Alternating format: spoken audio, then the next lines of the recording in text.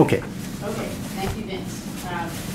This is a longer talk than it should be, so I'm going to talk very fast, but I'm also going to ask those of you who have reminiscences, comments, questions, hold them to the end if you can. I'm going to start with an advertisement.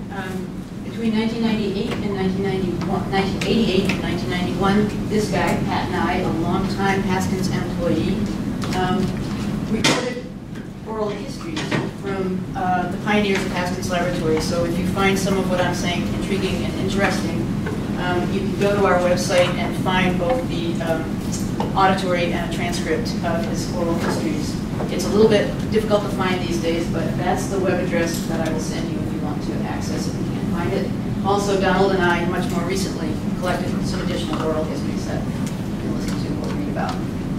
So I wanted to introduce you to the founders first. Carol Haskins was born in 1908 in Schenectady, New York, and just so that you could hear what he sounded like, he's going to tell you that his father died when he was 3.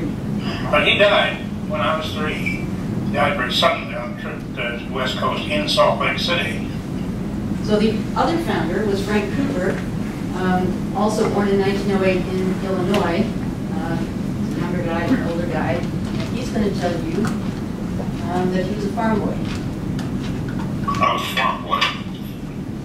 Raised on a farm for as long as I can remember, since my father and mother were separated.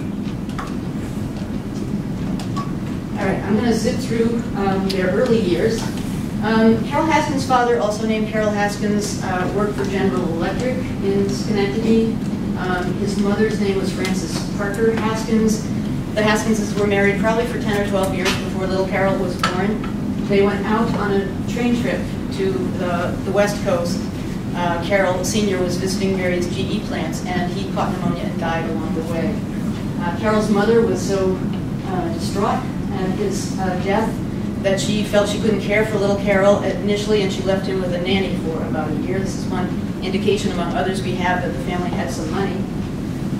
Carol attended some public schools, but he also went to Albany Academy for some of his schooling before college. He went on to Yale. His mother moved to New Haven with him. I think they had an apartment on Trumbull Street. And he had 2 unrelated majors, one in chemistry and one in medieval French. He also published his first papers as an undergraduate. One of his papers was on some topic of chemistry, which I haven't read. The other 2 were on social organization in ant varieties, something that interested him throughout his entire life. When he graduated from Yale, he went on a 10-month world tour, and then he took a job at General Electric.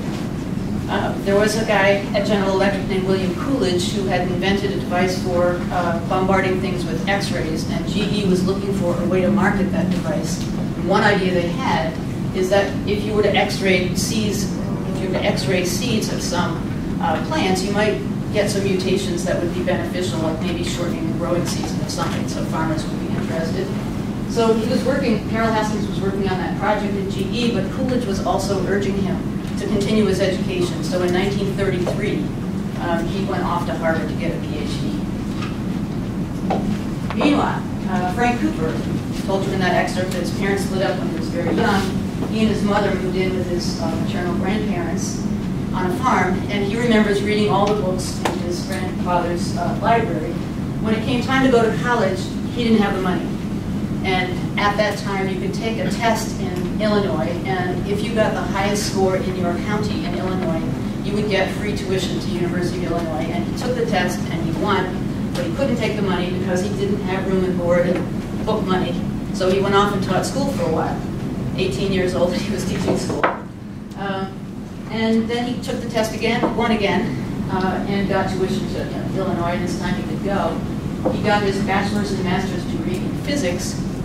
Then his advisor invited him to come out east on a trip both to General Electric and to MIT. His advisor had some people he wanted to consult with there.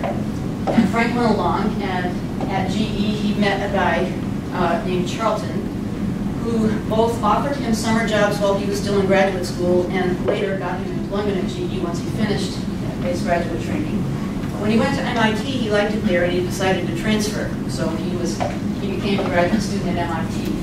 So we have Carol Haskins with ties to General Electric and a home in Schenectady, New York, but also going to grad school in Cambridge, Mass. And we have Frank Cooper, with summer jobs at General Electric and in graduate school at MIT, they met at General Electric and realized that they were both commuting back and forth between the two places. One of them, not the farm boy, had a car, and so they began to share rides back and forth. They had a lot of time to talk along the way, and probably they talked about Carol Haskins' dissertation, which not surprisingly involved bombarding something with X-rays. His target were Drosophila larvae to induce mutations and to use a highly inferential, highly mathematical, probabilistic way of estimating what was called the sensitive volume. And this was the volume of the thing that was the source of the mutations that were being caused. Probably the gene, that was the idea. They also talked about what Frank might do for his dissertation at MIT, and apparently the dissertation got completely reworked from something that Frank's advisor was interested in to something that Carol Haskins was interested in. So Frank ended up doing a dissertation in which there was a good reason to shift from X-rays to shooting electrons at things, and I could tell you, but I won't.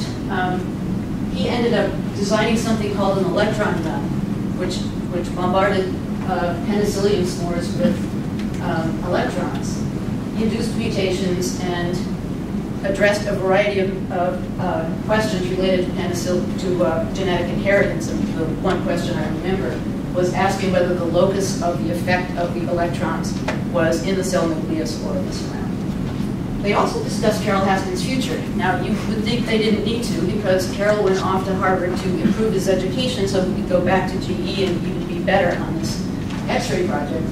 But in the 2 years that it took Carol to get his PhD at Harvard, they had terminated that project. It wasn't, not surprisingly, was not giving rise to useful mutations, and so they weren't doing it anymore. So Carol certainly could have gone back to General Electric. He could have gotten a job there. But he had some choices he could make. As I'll get to in a second, he had a lot of money, and he could have decided to do nothing at all. He could travel the world if he wanted to. But as Frank puts it in the oral history that you can listen to if you like, Carol Haskins had what Frank called a puritanical streak, meaning he felt that just because he had lucked into all this money, it didn't mean he should feel free to fritter it away as he might like. He had a responsibility to use it in a way that would be useful.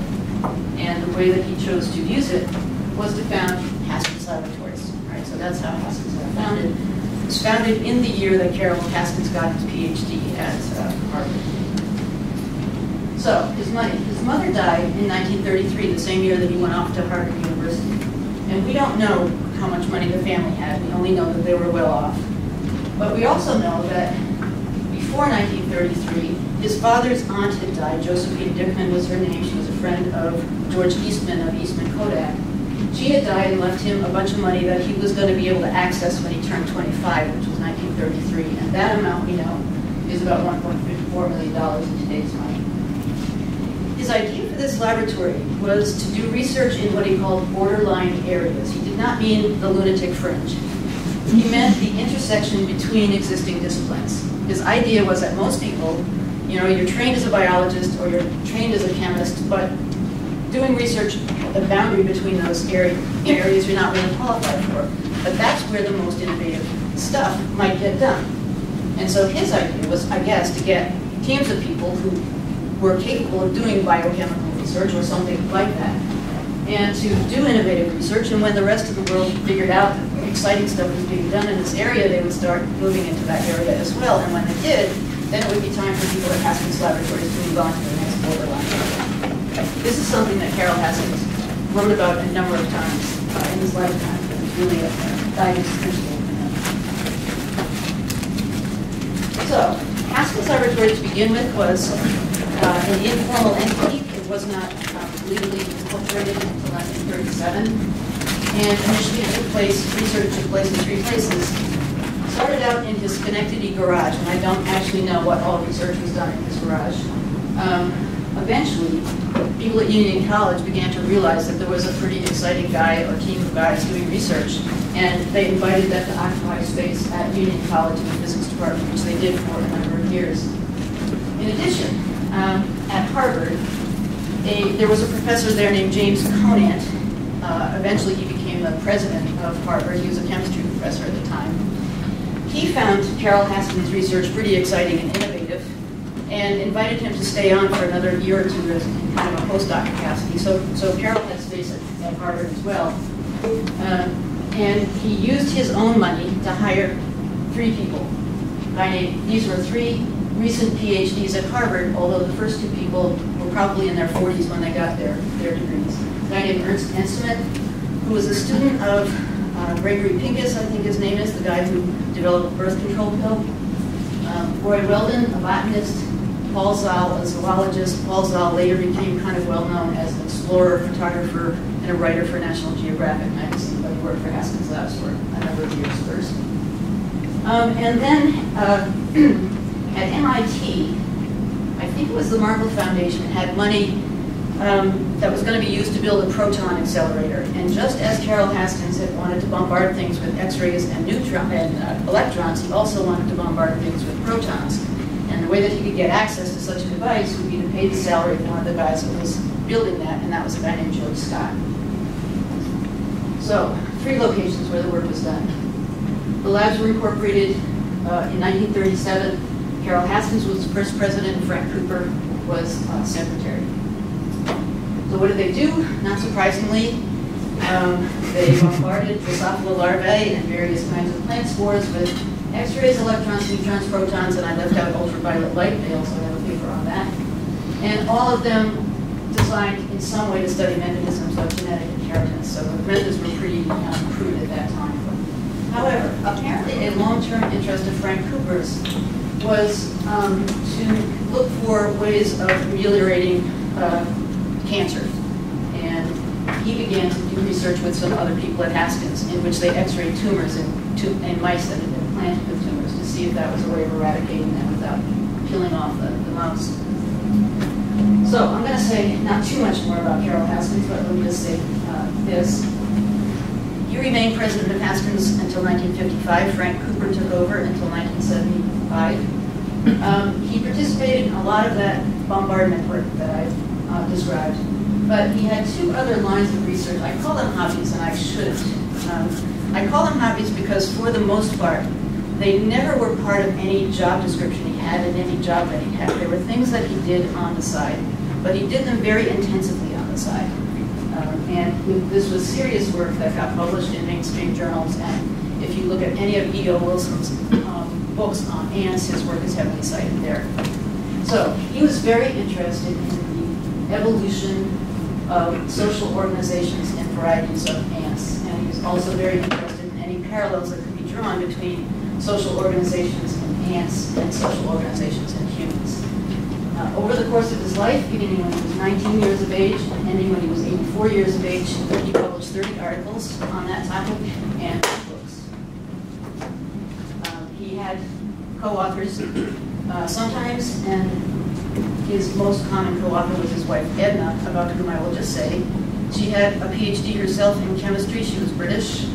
But as other people did that Carol Haskins encountered, like Frank Cooper, she kind of gave over her interests in favor of his interests, and she became a collaborator throughout their lives in this work on ants and also work on sexual selection in guppies, which eventuated in 13 articles over a long period of time. Another guy to introduce you to is Seymour Hutner.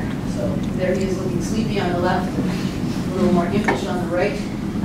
Sometimes he's called the 3rd founder of Haskins Laboratories. He really wasn't technically, but he certainly came to them early on. He's going to tell you that he had an idyllic Brooklyn childhood. And that I had an idyllic Brooklyn, New York childhood. I come from an extraordinarily intellectual family.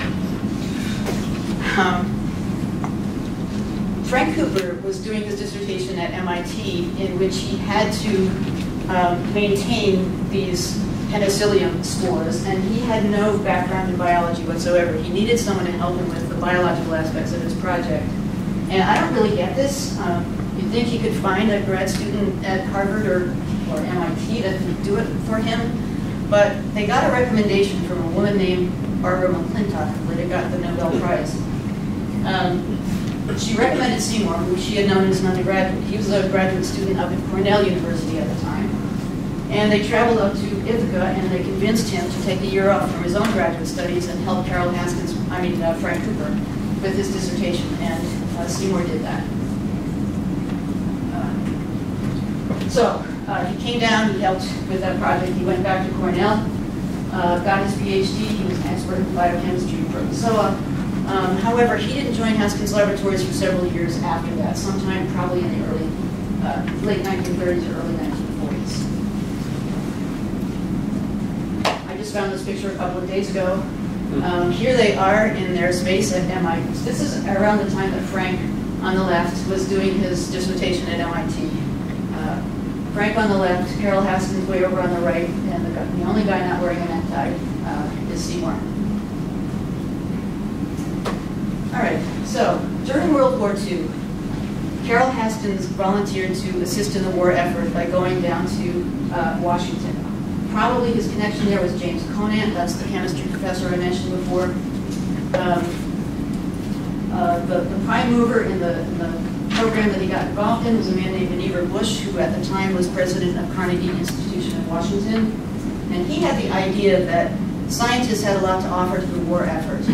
If the military would just come to them and tell them what kinds of things needed to be worked on, they could make important contributions. And Bush sold his idea with a little bit of difficulty to Franklin Roosevelt, and then to the military with a lot of difficulty.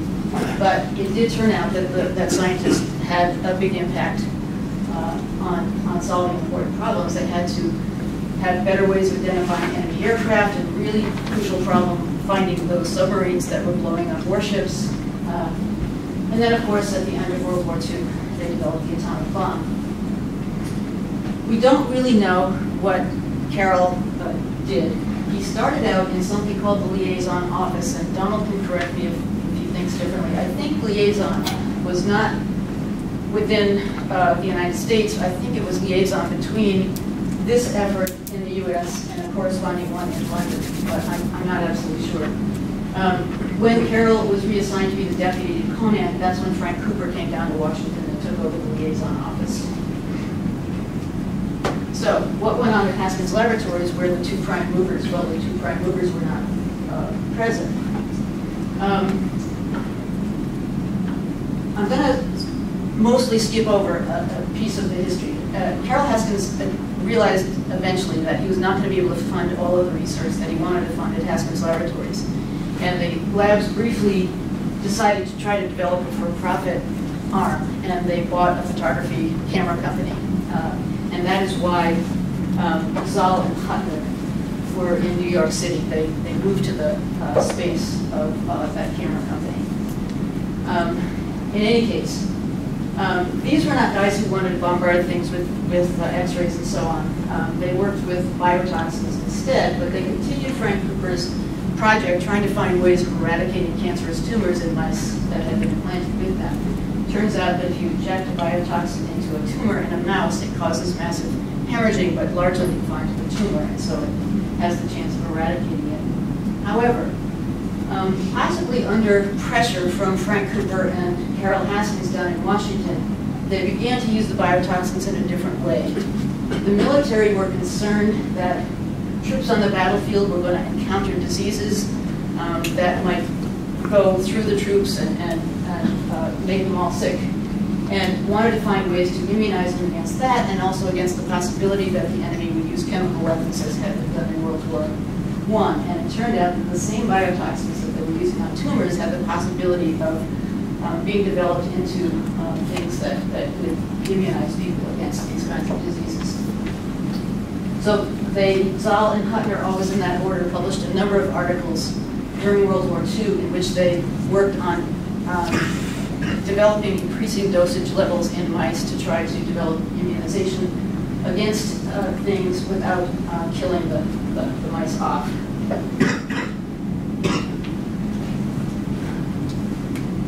Apparently, at Harvard, Enseman and Weldon were still there and were not moved by assisting in the war effort. And so Ernst Enseman developed an interest in ants from Carol Haskins, it seems. And I will just say he wasn't very good at it. And Roy Weldon stayed there as well. His publications were on the topic of algae. That third bullet point is not exactly accurate. I thought that they just kind of disappeared. They were older when they got their degrees, that they just kind of disappeared after World War II. Turns out Roy Weldon went to Union College, to the space that Haskins Laboratories had, and he began to work on ants, doing a much better job than Haskins did. At MIT, George Scott left at the start of the war after the proton accelerator was built. So after World War II, there was no research going on either at Harvard or MIT that was Haskins Laboratories related.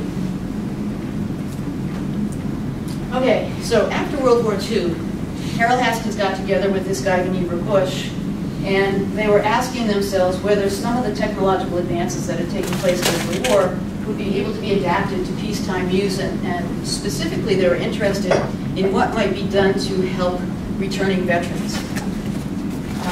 And what they settled on was to establish something called the Committee on Sensory Devices. This was a government-funded committee. It was headed by a guy named George Corner. There were probably 6 or 7 people on it. The only name I recognize is Carl Lashley. So Carl Lashley, if you know that name, was on this committee. Haskins Laboratories was chosen to be a central laboratory for the work of this committee. And the committee was going to devote itself specifically to the problem of returning veterans who had lost their eyesight.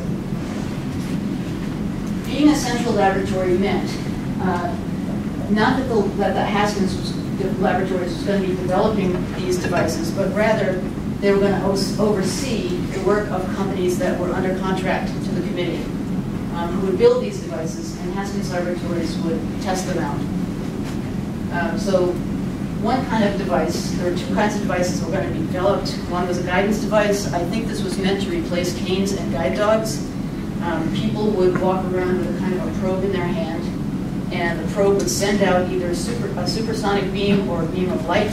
If that hit an obstacle, it would be reflected back, and there would be information in what reflected back as to how far away the obstacle was, possibly where it was in the left-right dimension, and so on.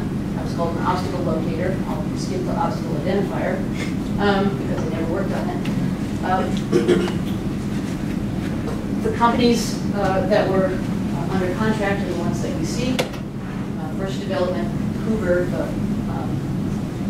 vacuum cleaner people, Stromberg Carlson, and Army Signal Corps developed some devices as well. And they really did a lot of intensive work on it, developed a lot of devices. They tested out various kinds of feedback. Blind people didn't like auditory feedback about obstacles because they were listening for footsteps and traffic noises and other things that this feedback would get in the way of, so they tried tactile feedback and electrical stimulation as feedback. By the end of the project, it started in February 1944, the funding ended at the end of 1947. By the end of the project, it did not have a device that was ready to be marketed, but estimated that 2 or 3 years more of work would possibly lead to a marketable device. I think it is still true in 2019 that blind people prefer canes and guide dogs. But more important for our purposes was the other kind of device that Haskins Laboratories would be the central laboratory for. They wanted to develop 2 kinds of reading machines to the blind, and they were going to develop both kinds. The first kind was called a direct translation device, and this is a device that would scan text.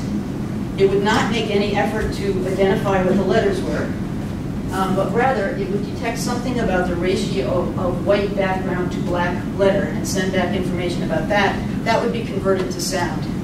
So this would be a device that would require a whole lot of learning because it was not going to be speaking English to anybody. But an advantage of it was there was already one in existence that I'll show you in a second that worked pretty well. And secondly, it was going to be smaller and portable, possibly portable, and affordable by people. People could have them in their homes, and that was a good thing. The other kind of device was called a recognition device, and this was going to recognize letters. So they were going to solve the problem of optical character recognition. There was no synthetic speech by rule back then, and so it wasn't going to be able to read out the words, but having identified a letter, it would either say the letter name or it would say the sound associated with the letter. So encountering a B would either say book, B, or it would say book. And again, this was a much better device in terms of not requiring any learning to be able to use it, but it was going to be big and bulky and very expensive, so the thought was libraries might have these things, if blind people could go to libraries to get their reading done. Okay. So this device called the optophone was developed in the early 1900s by a guy named Fournier Dow. And there was at least one person in England who read very proficiently with it. She got up to about 60 words a minute, which if you do the math is 1 word per second. We read much faster than that, but it's not too bad. The way that it worked is there was a probe, and the probe consisted of a vertical array of 5 spots of light. So the circles are those 5 spots of light. They would go left to right across text. Each of the lights was associated with a tone, so you musicians know what those letters stand for. So the tones went low to high, going bottom to top of the line of text. If a spot of light, the spot of light would send down light onto the page, it would be reflected back. If all of the light was reflected back, that meant there was no letter part there, and the tone would be suppressed. But if it encountered black, so that some of its light was absorbed, then that tone would sound. So at every point in time, the reader would get a chord consisting of between 0 and 5 tones, depending on where it encountered light and dark. Okay, so again, nothing like speech, something you really had to learn to use, but there was at least one person who was famous for using it quite well. So I forgot to say, the one company that was under contract to work on this project was RCA. It was going to develop a better version of that machine, that optophone. All right, so a bunch of people were hired at Haskins Laboratories to work on these projects. And some of them were psychologists. There were several psychologists that were hired, but I will just mention one. This is Alvin Lieberman. He was a recent Yale PhD, and he did a little work on both the guidance project and the reading machine project, but it was the reading machine project that really set Haskins on a new research course. He is going to say something mysterious. He's going to say that WSI stood for the word have, and that'll make sense a little later. I should have picked something else out that made no sense, but that's what he's going to say. Just so you can hear his voice. WSI meant was the word have. Yeah, that's out. WSI meant. I know. So, why did RCA need to improve on the optophone? Well, Frank Cooper, who took major responsibility for this part of the project, became a major figure in the reading machine world, and he had an opinion, and it's kind of too bad he did, that was very impactful. His thought was, if a direct translation machine was going to be anything other than a toy or a curiosity, people would really need to be able to read at a rate of maybe 100 words a minute, minimally. So maybe not as fast as most people read, maybe not as fast as most people listen, but approaching that. And a reason why that's too bad is because it probably would have been better if you consulted blind people who need devices like this, because in the course of this 3-year project, RCA did build a direct translation machine called the A2, and blind people were trained at it in a study at the University of Michigan. And as they were learning, they provided feedback about how it was going. And they expressed the opinion that even a device that works, that allowed them to read at 30 words a minute would be useful for some purposes. So I think Frank was thinking about reading newspapers and novels and magazines and stuff, and they were thinking about reading their electrical bill, right? There were certain purposes for which 30 words a minute might be okay. But their opinion had no impact, and Frank's had a big impact to that, unfortunately. So what did Haskins Laboratories do on this project? Again, they were not going to build any devices, but they thought that with their psychologists, they could work on the interface between the person and the machine. And what they wanted to do was come up with sounds that this direct translation machine might produce that would be most discriminable, most learnable. So, just as the optophone had a probe, those 5 spots of light, they had a slit that sent light down onto text and went left to right along the line of type. Just to get a variety of sounds, they varied a bunch of parameter values. The slit was most of the time vertical, like going through my hands. Sometimes it was wedge-shaped. Sometimes it was tilted relative to the line of type, which I think was a really bad idea. Sometimes they split the slit in 2 so that the upper half created one sound and the bottom half created another sound. They varied whether the source sounds were sine waves, square waves, or sawtooths.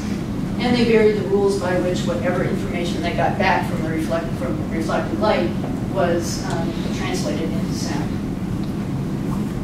Most of the time, I think they used their own intuitions about these sounds, about whether they were good or not, but they must have done one formal experiment, which I can't find any description of, except what the outcome was. So I'm going to make up the experiment. Imagine that there are 8 groups of subjects. 7 of them get sounds produced by some combination of those parameter values, right? Somebody gets a vertical slit, somebody gets a wedge-shaped slit, somebody gets a tilted slit, somebody gets a sine wave, somebody gets a sawtooth, and so on. So 8 groups of subjects who get different possible, 7 different groups of subjects who get different possible outputs from a direct translation machine. Their task was to learn a paired associate task. The researchers had come up with 8 high-frequency 4-letter words, of which Al's word have was one of them.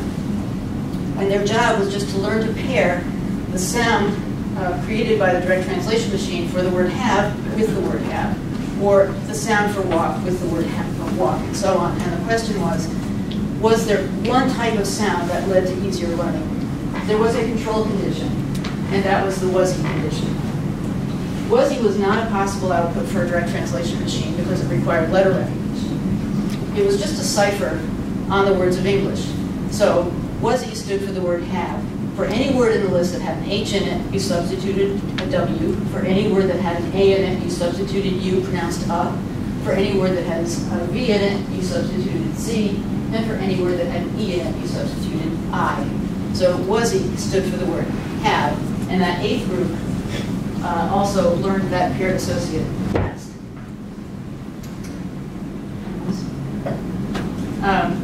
So the outcome was that the 7 groups that all had possible outputs from the direct translation machine learned equivalently to one another and learned vastly more slowly than the was-he group learned. The was-he condition was the best condition of all.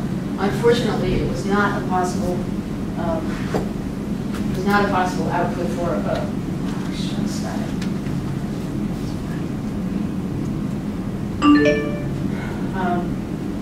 so what lesson did they learn? The lesson they learned is that an output for a direct translation machine should be speech-like, because was-he was speech-like even though it was non-speech, and it worked a lot better than the other conditions. The problem was, of course, that Frank Cooper didn't know what speech was like, and Al Lieberman didn't have any training in speech. He didn't know what speech was like. So they knew it should be speech-like, but they didn't know what that was, what that meant.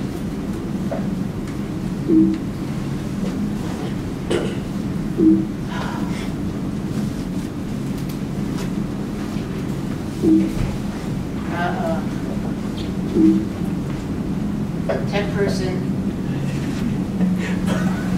Hang on a second. Let's start again. I'm getting.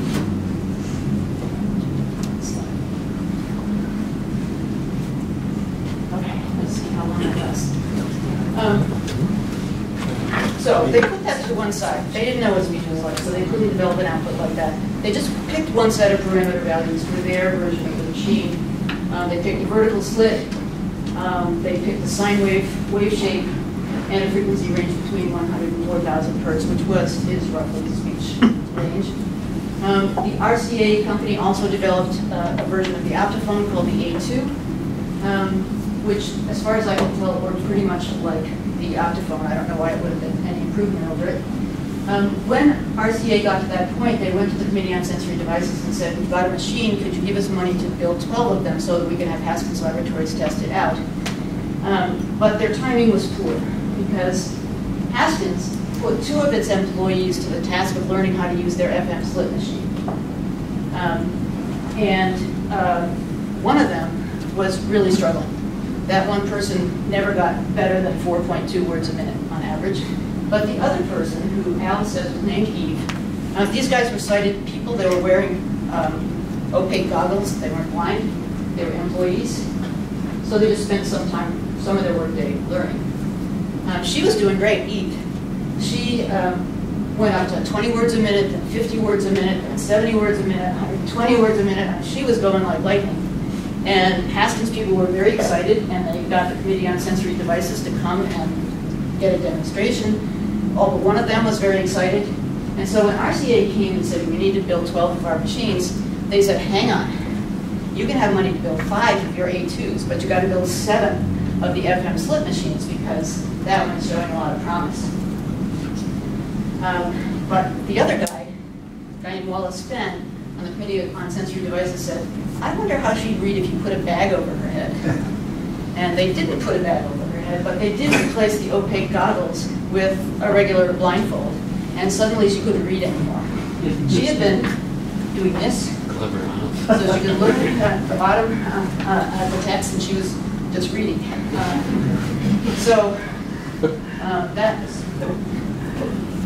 That could have been a, I don't know why this is happening.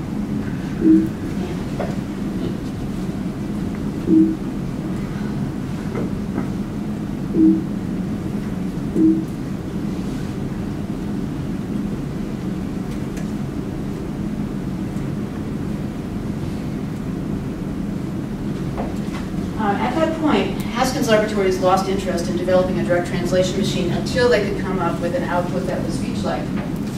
RCA was told not to work on the A2 anymore because other than Eve, nobody was doing well on the machines. RCA was told to move on it and work on a recognition-type machine. This was the end of 1946, funding ended at the end of 1947, and RCA actually made a lot of progress on a recognition-type machine. They did build an optical character recognizer that could work with a variety of fonts. And of course, it had to just output the letter name, which it did. Unfortunately, when it was demonstrated to the Committee on Sensory Devices, I don't know if they recorded the letter name sounds to be durationally too long, but when they played it at 40 words a minute, it was just horrendous to listen to. It was very unpleasant and nasty. It was okay at 20 words a minute, but that's kind of ironic given that Mary Jameson with a direct translation machine could read at 60 words a minute, so 20 words a minute was far too slow. And that was the end of the project, of the funding of the project. That's our care, but that machine did not require any training, right? That's right. It did.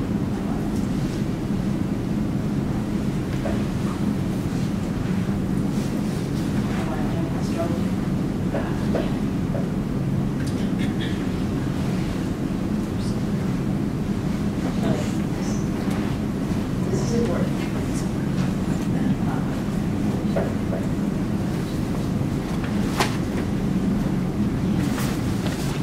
All right, I'll try to get back to that slide. Time is short.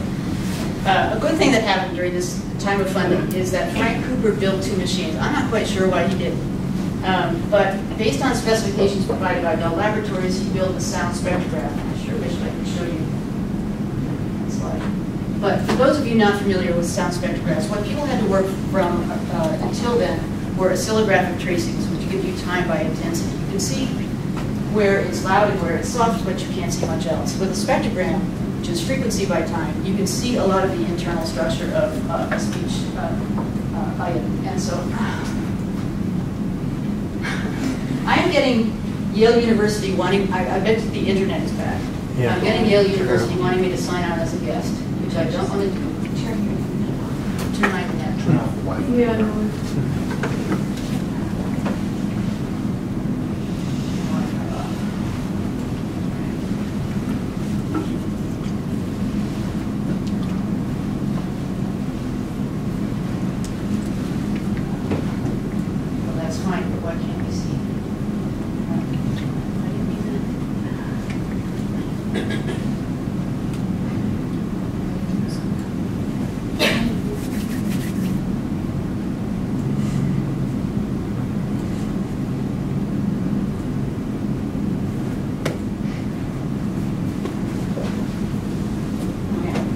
What a spectrogram, this is what a waveform looks like, or a oscillogram. This is what a spectrogram looks like. You can see far more about the internal structure of speech, so it was going to become an important tool for figuring out what speech is like. But Frank Cooper had the wisdom also to build a complement of the sound spectrograph. So with the sound spectrograph, you start with a sound and you get that display, but with a pattern playback, you send a spectrogram through the pattern playback and you get sound back. And the important use of this was that you didn't have to have a real spectrogram. You could paint a spectrographic display in white paint on acetate, so you can pick out what you thought might be important in something like that, reproduce just that and see if the signal was intelligible. So together, this was a great pair of tools for studying speech. However, the first use of it was a very odd experiment, published in 1951. We called that they wanted to come up with a non-speech output for the direct translation machine that was speech-like, but they didn't know what speech was like. And one idea was, possibly, speech embodies principles of good organization, kind of like Gestalt psychologists had found for visual patterns, right? Good continuation and whatever those other Gestalt principles were. Perhaps there was some for speech, for sounds, and speech happened to embody those particularly well. So that was their thought. What might those principles be? Well, to start with, maybe they were sort of the same as the Gestalt principles for vision. So what they did was paint in white paint on acetate a bunch of ovals and a bunch of triangles and a bunch of four-sided figures and played them individually to themselves. And the question was, do the ovals sound more alike one to the other than any oval sounds like a triangle or any triangle sounds like a square, right? And the answer was sort of a muddy, sometimes under some condition of being. And happily, that was the end of that project. Just to say a bit about the reading machine work, I say here it continued into the 70s. Donald thinks it probably continued even into the 80s. The laboratories quickly abandoned the idea of direct translation machines. They assumed that somebody was going to solve the optical character recognition problem even better than RCA did. And so again, they worked on possible outputs, and they had two kinds. One was a recorded dictionary of words. This was not going to be great, right? So you encounter the word have, the optical character recognition system says you have the word have, you play out your recording of have. What's terrible about that, of course, is that the way we pronounce have in different sentences is entirely different. We emphasize that we say it fast, we say it slowly. It wasn't going to be great, but it was going to be better than nothing. However, a better idea became possible, and that was speech synthesis by rule. And Ignatius Mattingly over here was hired to work on that. So the guy pictured is the same Pat and I that did oral histories. Other people working on the project, Frank Cooper, a woman named Jane Gatenby, who Arthur Abramson knew from Columbia. She never quite got her PhD, but she worked on the reading machine project for a long time. Ignatius had worked on speech synthesis by rule. In Britain, for British English, he came to do American English. And he turned out to be a great hire because he turned out to be interested not just in synthetic speech, but in virtually everything else that Haskins Laboratories did. He was a very deep and creative thinker, great acquisition for us. All right, so let me start to the part of the history that we think of as Haskins Laboratories. After they abandoned the circles, squares, and triangles idea, they began to think about using the pattern playback just to figure out speech. They started with sentences, and I'm not going to describe that word because they quickly realized that if you want to figure out how consonants and vowels are encoded in speech, you need to look at little chunks of it instead of big chunks. So they first started with vowels and realized that if you just had these steady-state formants painted in white on acetate, the pattern playback would give you vowels. You could hear pretty good vowels. In this study, published the year after the ovals and triangles experiment, they were looking at what would cue a consonant in front of the vowel. They didn't use diamond shapes. That was just a convenient PowerPoint thing for me to use. But they put little splotches of energy in front of the vowels because they had noticed that where there were stop consonants, for example, PTK, in real spectrograms, you would see little bursts of energy before the vowel. So in this experiment, they had a bunch of vowels. They had those splotches of energy at a variety of places along the frequency dimension. But one finding stood out, and you can find two papers published in 1952, one with Frank Cooper as the first author, one with Al Lieberman, pointing out this finding. The finding was that the very same splotch of energy centered at 1440 hertz, placed in front of the vowels E and U, was identified as P, but in front of the vowel A was identified as K. This is odd because the only thing that tells a listener that it's a consonant there in the first place is that splotch of energy, and it's the same splotch of energy, so why doesn't it sound like the same consonant in these locations?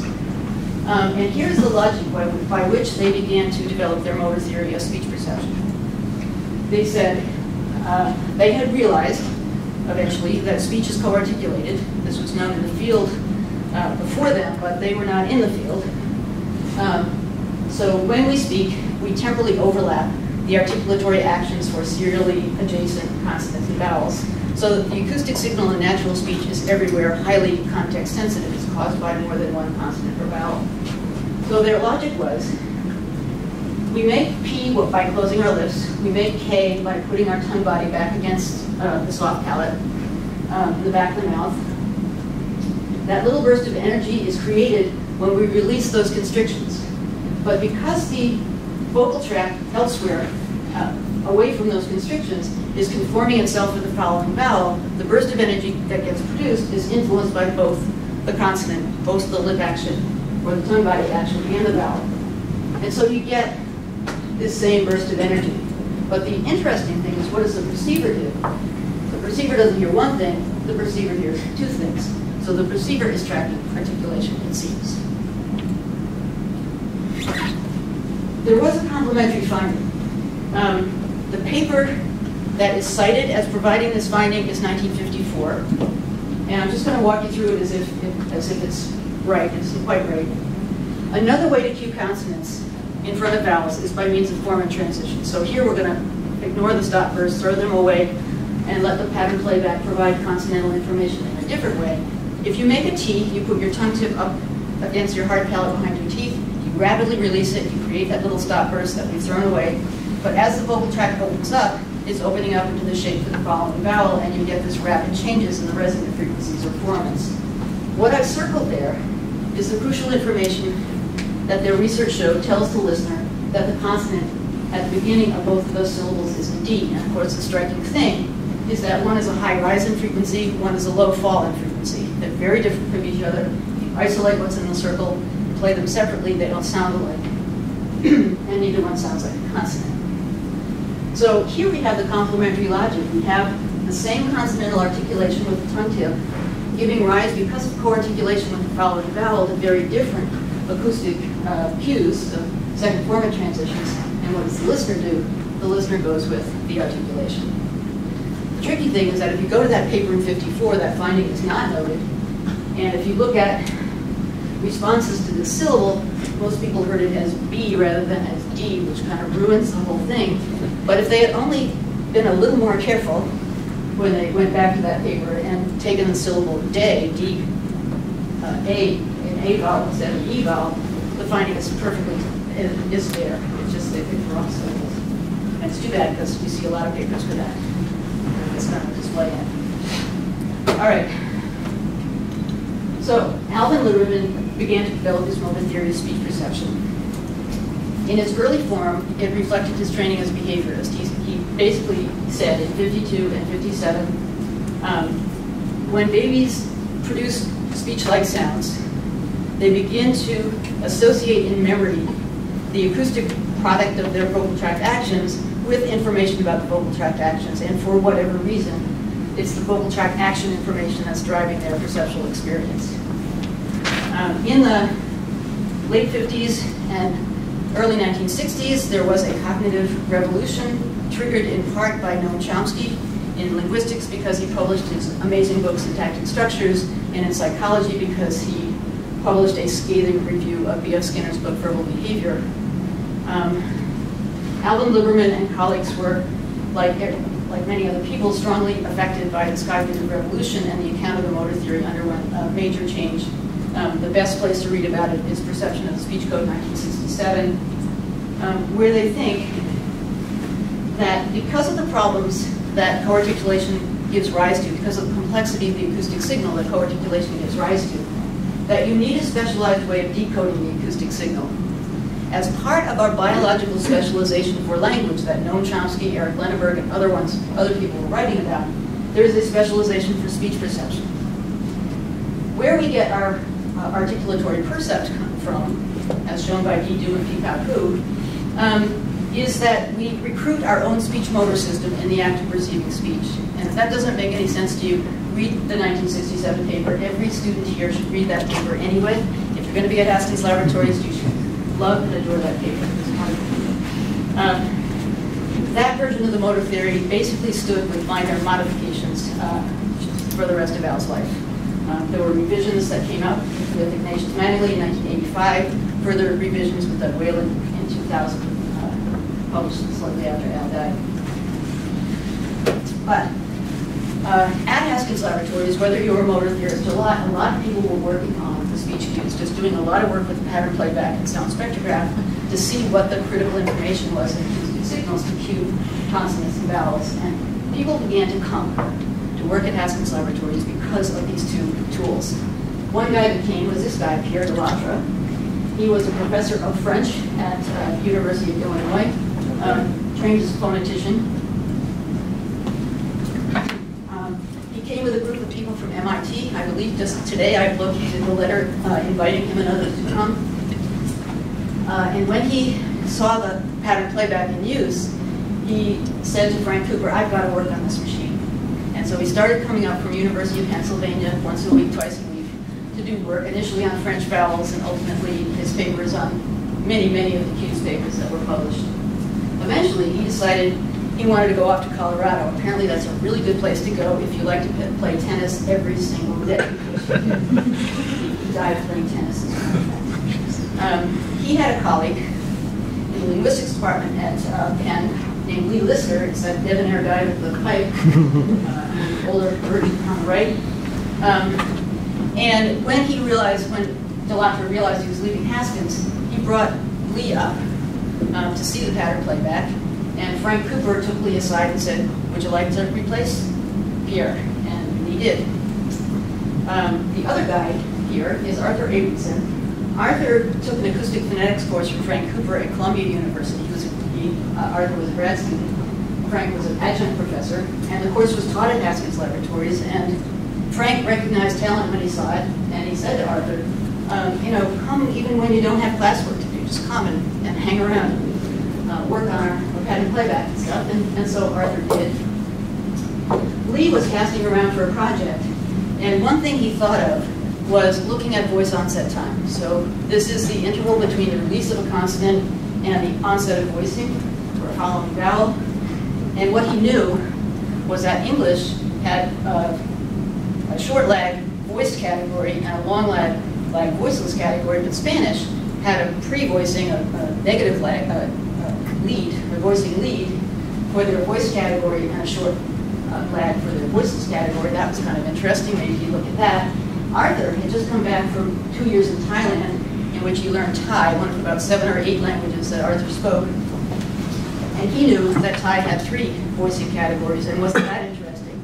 So they began a line of research on cross-language voice onset time and published a paper in 1964 that everybody cites even today. So they became an important pair of investigators in Haskins. Now I'm going to slide over this finding. It was, in my opinion, it was a red herring. It's called categorical perception. Most people know about it in the field of speech. It was a very striking finding. For Alvin Lieberman, again, I'm going to slide over it, I'm going to describe it. For Al, it was further evidence in favor of a motor theory. What was important in my mind about this paper is that it was published in the Journal of Experimental Psychology, the first time they published in a non-phonetics journal. It caught the attention of experimental psychologists. And it's my belief, and it was Al's belief too, that prior to that, experimental psychologists were not doing phonetics research. But that finding grabbed their attention, and it brought experimental psychologists into the field of phonetic perception research.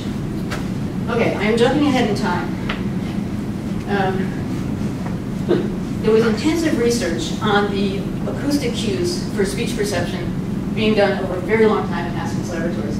These 2 upstart guys who you see, the guy on the left is Phil Rubin. The guy to his right, to my right anyway, of him, is Robert Ramez.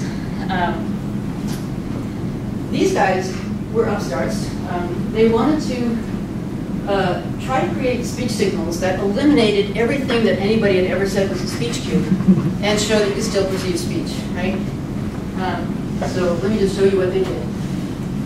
Here's me, again, I'm saying, where were you a year ago? here is a sine wave version of that sentence, actually spoken by Robert Lumet. What they did was they took these dark bands, these formants that you see on the left, and replaced them with single sine waves at the center frequencies of those formants. So formants always have a bandwidth, but these did not. And so nothing that had ever been described as a speech cue was present in these sine wave speech stimulus. And let me try to play this for you, see if you can hear it saying, "Where were you a year ago?" Where were you a year ago? Yeah? Where were you a year ago? Right, now I just primed you up to hear it because if you just play these things to people, they say, oh, birds chirping, sounds from aliens, sounds from outer space. But if you tell people it's speech, they can do a pretty good job of telling you what it is. I'm going to leave as an exercise for the student to figure out what the implications of that are for the cue research that was being done so intensively in Haskins Laboratories. Where were you a year ago? Okay, so, an important move. We were losing our space in New York City and had to move to somewhere. And the speech group only, and this is what part of what's momentous about this move, only the speech group moved to 270 Crown Street, where we were for a very long time until we moved here in 2005. Seymour Hudner, who I've talked about for a long time, he was developing a very active research program on nutritional requirements of protozoa and stuff surrounding that. He stayed in New York, moved to Pace University. His organization, believe it or not, is called Haskins Laboratories, but it is no longer legally any relation of ours. It is part of Pace University. A guy named Luigi Provosoli, who I haven't said a word about, was doing research on marine organisms. He moved to Yale University, so it's just the speech people that moved here. At Pace University, there is a sign on the door of the lab that says Haskins That's his name. That's his name. All right. Now, I'm jumping back in time slightly. What I'm going to do for the next about 7 minutes is speedily walk through the evolution of the speech program in Haskins Laboratories, how it evolved from an intensive program of research on speech perception to something much more broad, but in my opinion, just an organic development, a sensible development. So I want to start with these two guys, Donald Shangweller on the left, Michael Studdard Kennedy in the middle picture. Donald had done a postdoc at McGill University and had come in contact with a woman named Doreen Kimura. She was using something called dichotic listening to try to draw inferences about hemispheric specializations for various kinds of sounds. Right, so you present two sounds to the two ears, you ask people to identify them.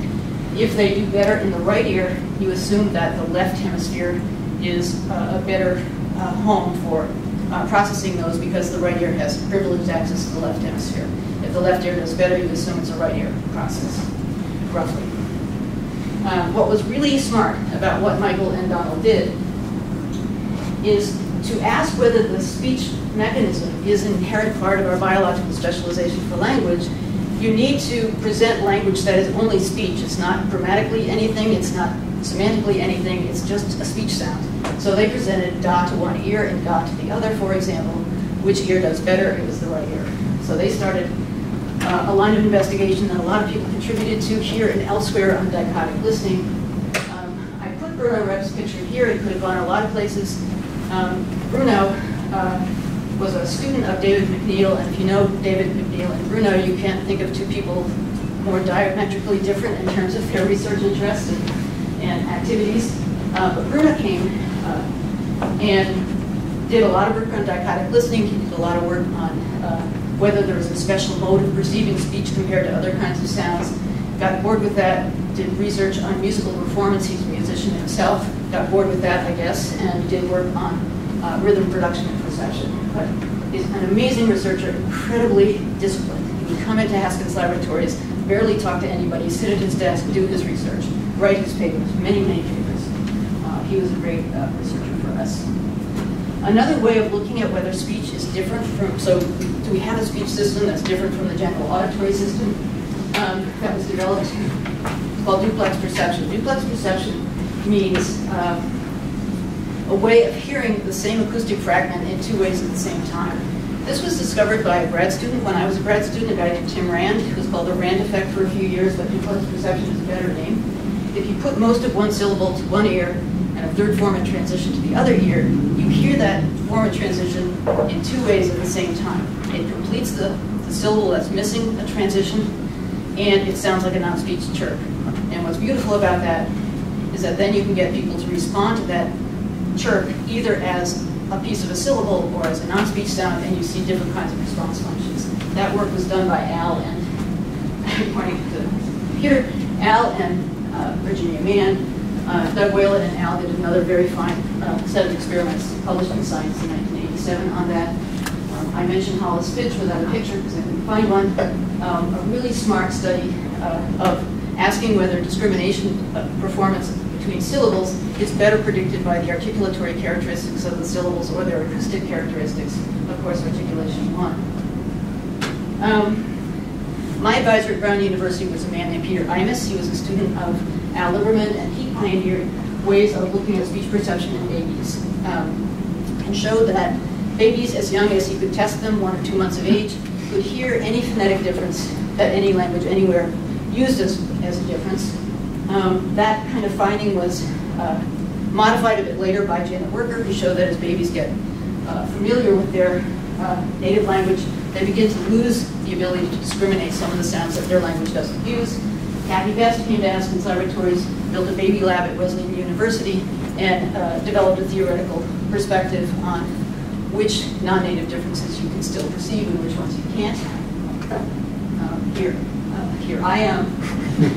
I came to Haskins Laboratories a committed motor theorist.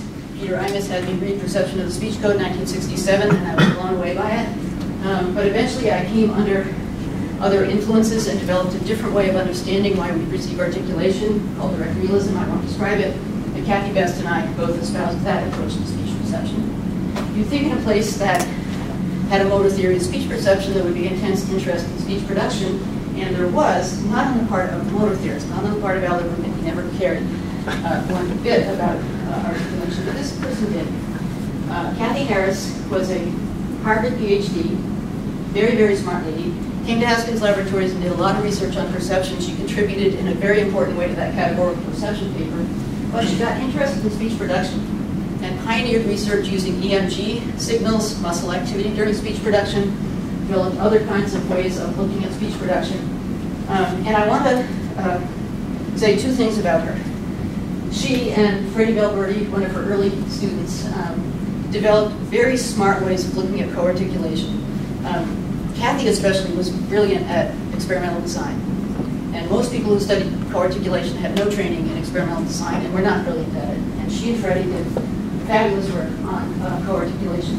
But the other reason for celebrating Cathy Harris is that she was a fabulous mentor to female graduate students at Haskins Laboratories. The work that she did was technologically extremely difficult, very labor intensive, the very kind of work that you think females are going to not want to do. And she was terrific at mentoring these people. It didn't matter whether they came from her university, some came from Yale, some from UConn. Many, many women, Betty Tuller, Carol Gelford, Freddie Belberti, Suzanne Boyce, lots and lots of people, Rena Krakow, many people, did great research dissertations with her on speech production.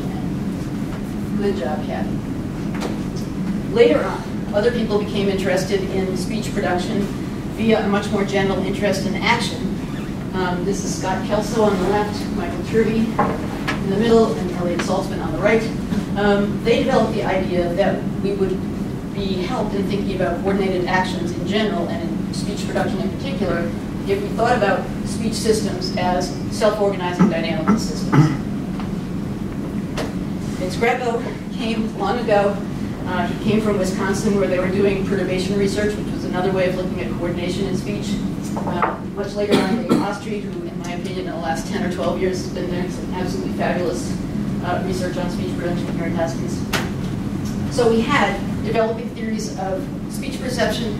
We had developing theories of speech production. What we didn't have was a theory of phonology, a way of thinking about consonants and vowels that were compatible with motor theories or direct realist theories and with understandings of speech production as dynamical systems, until Kathy Groman and Louis Goldstein came to us, both phoneticians from UCLA, and they developed what they called an articulatory phonology, And what is special about this phonology is that its fundamental elements are not abstract consonants or features in the head, but rather are linguistically significant actions of the vocal tract that they call phonetic gestures, and that they model as dynamic systems.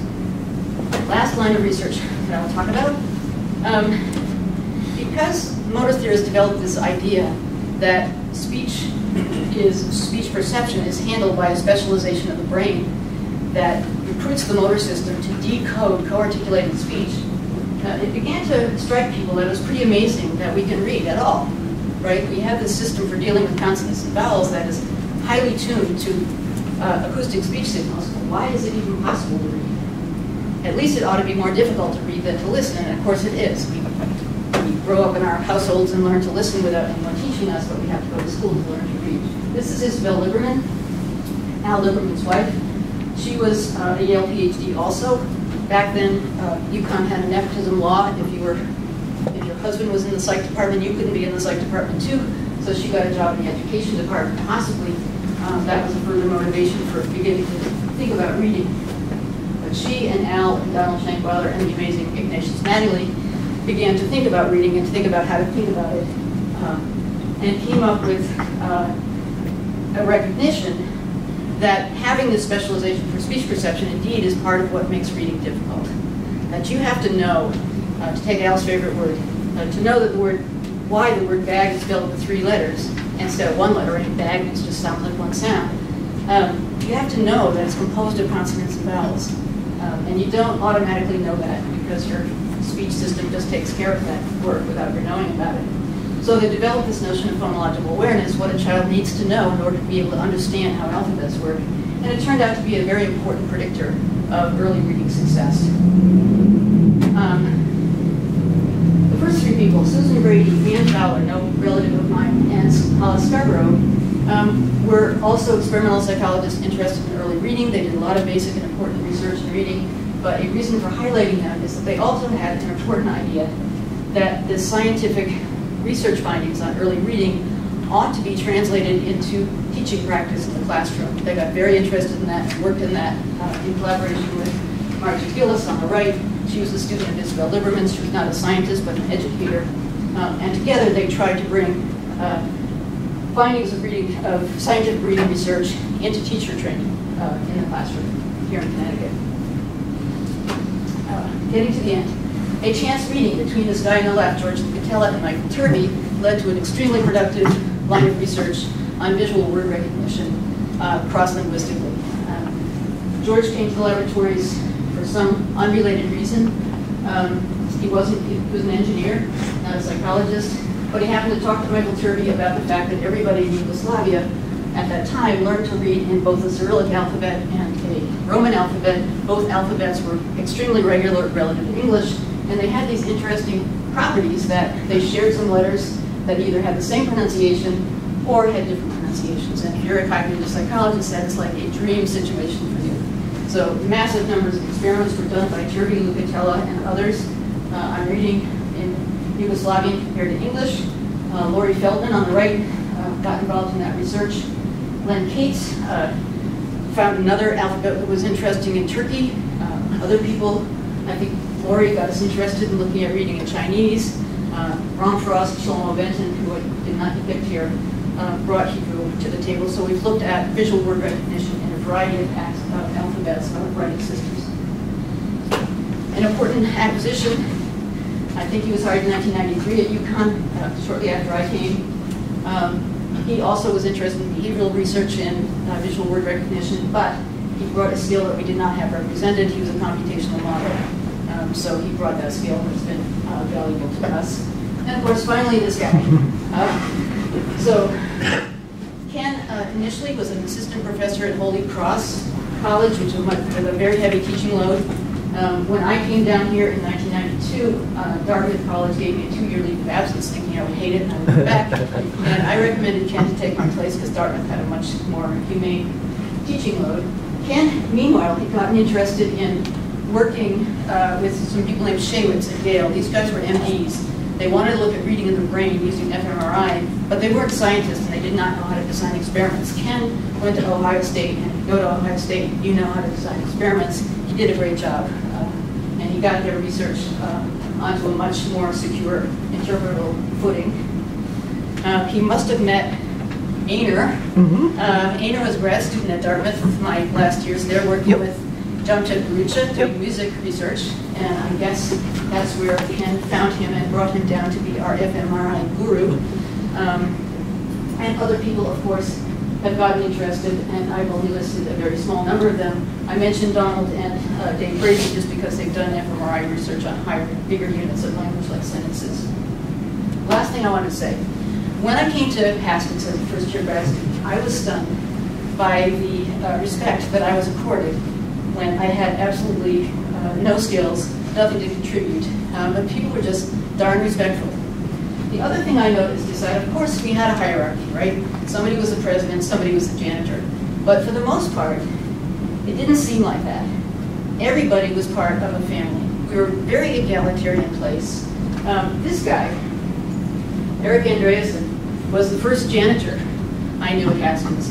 If you were the president of Haskins Laboratories and you walked around the laboratories with no cup, or with no top on your coffee cup, you heard from Eric. If you were Michael Turkey and had your desk utterly covered with papers, you heard from Eric. And if you didn't clean it up, he would clean it up for you. So these are, I wish Phil Rubin or somebody else was here, go back as far as I do, or Donald. I probably left out some names, but these are all the support staff that I could think of that we've had over the years. And they have been, of course, an utterly central part of our ability to do our work. So thank you, guys. And thank you.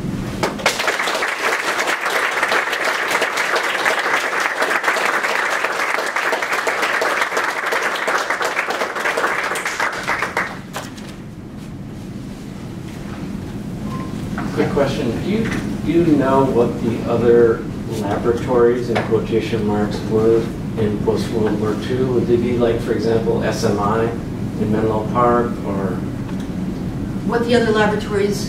That the government formed for that brief period of time? Oh, I see. This is before the National Science Foundation, I think, right? Yeah. No, I don't. You don't know? I don't know the history of the Stanford Research Institute, but